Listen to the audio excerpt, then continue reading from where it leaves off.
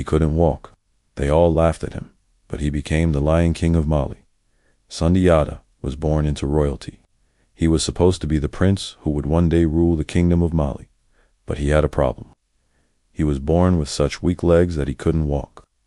The other kids in the village mocked him mercilessly. Even his stepmother hated him for being the rightful heir, and plotted to have him killed. She wanted her own son to take the throne. But destiny doesn't always go the way you want it to. One day, with the help of an iron staff, Sundiata pulled himself up and stood up for the first time. It wasn't much, just a few seconds, with his legs shaking like jelly. But then he took a step, then another and another. He actually walked. The people who had mocked him turned to stone with shock. Even his stepmother couldn't believe what she was seeing. But Sundiata didn't rise to the throne immediately after that. In fact, his father, the king, was so scared of what the sorcerer-king of the neighboring state, Soumaoro, would do if he knew there was a new challenger that he kept Sundiata hidden away in another city. For years, Sundiata lived in exile with only his mother by his side. He wandered from kingdom to kingdom, watching helplessly as Soumaoro enslaved his people. All he could do was watch and wait for his chance to strike back.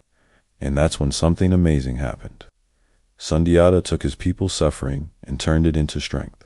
He studied the kingdoms around him, made alliances, and grew into an amazing leader.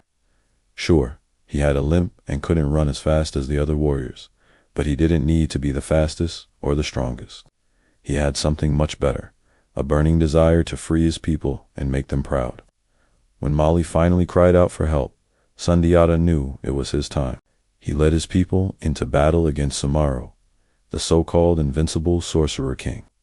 Legends say Soumaoro could turn himself into smoke and escape anyone's grasp. And since no weapon could harm him, he ruled over Mali with an iron fist. But Sundiata found his weakness, the spur of a white rooster, and when Sundiata struck Soumaoro with it, he vanished into thin air.